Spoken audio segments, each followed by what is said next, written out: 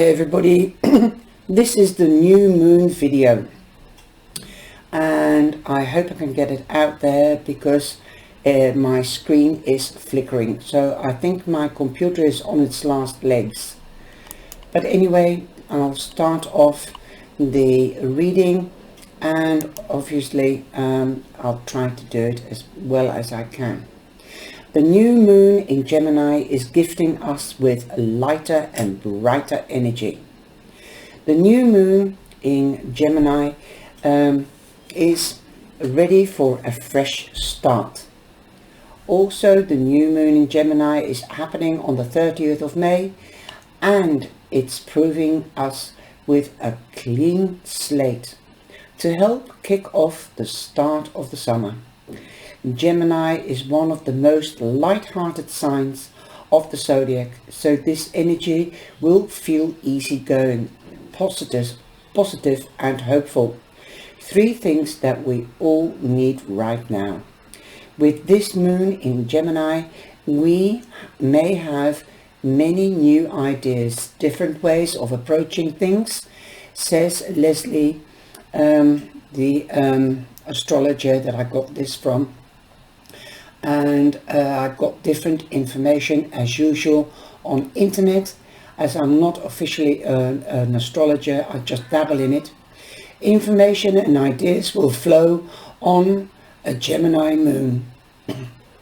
So this will be a great time to take new approaches to old problems. By doing so, we can create a more harmonious way of communicating with those around us. Be open with the people you care about right now. Good things often come from honesty. Don't hold back, like I've been telling you in the general reading this week. Your thoughts, ideas, and even concerns during this new moon cycle. This particularly new moon will bring back memories from our past due to Mercury, the planetary ruler of Gemini, being retrograde. According to most astrologers, there is a loose square forming between Mercury and Saturn on the 3rd of June, when Mercury turns direct. They say this means that we are feeling constrained and wanting to break free. She's not the only one that's predicting this, as more astrologers are predicting this about the new moon as well. Unlock your inner luminary power agrees and adds that yes, this is a good chance for us to confront our pasts, but prefer more importantly to let them go.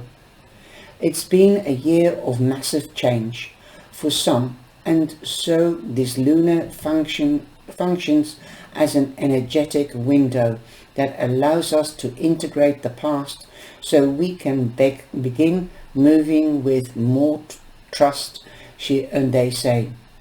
Especially, we should be looking at what we experienced during the most recent eclipse season, mainly around the lunar eclipse in Scorpio on the 16th of May. Did anything happen for you this eclipse season that related to letting go of old patterns? Although the past month may have been a bit heavy, eclipses are intense. After all, things are looking up. Luckily, the stars and the cosmos are gifting us with a much lighter and brighter energy. Now, Murphy says, I don't know whether that's Murphy's law or whatever. It's like we have a crisp blank page to write on as the new moon moves into Gemini. So pick up a pen or a pencil or that keyboard or whatever you decide to write with, and put forth into the world what steps you are going to take to move forward to the next chapter. There are no wrong answers or ideas here, as it is different for everybody. Under this new moon, it's important to just start moving. Murphy points out that this lunation comes right on the heels of Mars aligning with Jupiter. Mars is the planet of war in Aries, which is a shooting out, fast moving, go go go energy into the world. It's time to communicate your heart and your mind, especially as it pertains to your values, your beliefs and your relationships. We are ready to do something new, enterprising and courageous, and that courage comes from Mars.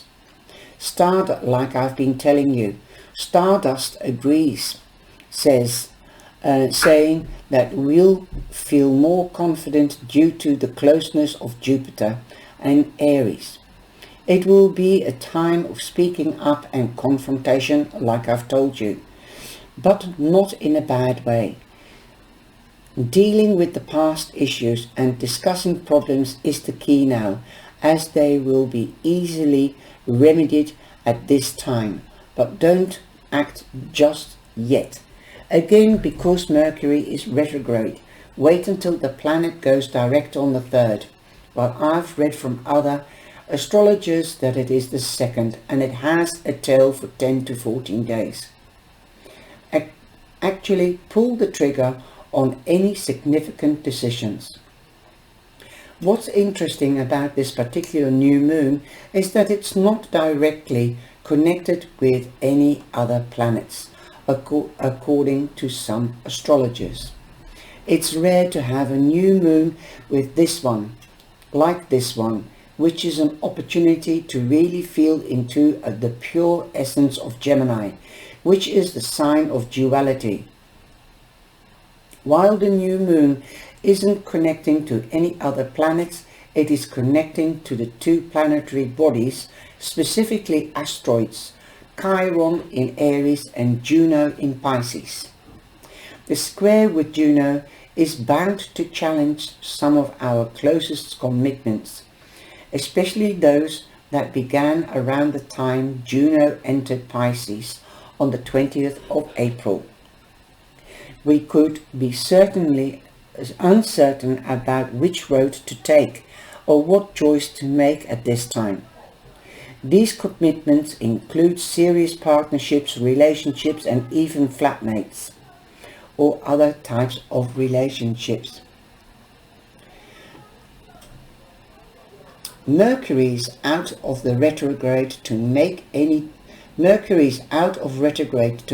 any decisions or confrontations surrounding these commitments. So if you've been pissed off about your housemate or your partner or dirty dishes and that they leave behind in the sink, wait a bit before bringing it up. Not having a direct connection to the planets doesn't mean they do not influence us, though with Venus moving in Taurus and Mars in Aries around the time of the new moon in Gemini, there will finally be some balance in love and action. Life will begin to flow as intended because the planets will be in their ruling signs, which feels much more natural for their energy.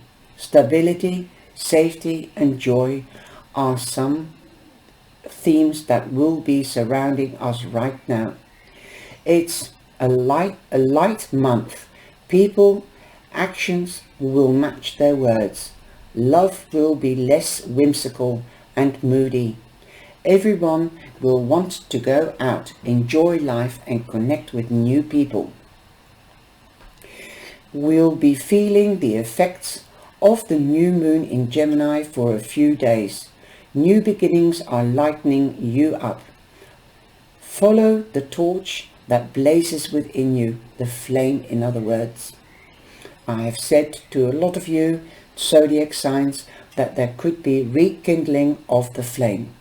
If there is one thing to do right now is to take advantage of this new moon energy. You won't regret it. Now we're going on to the readings. And for each sign I will put down a couple of cards.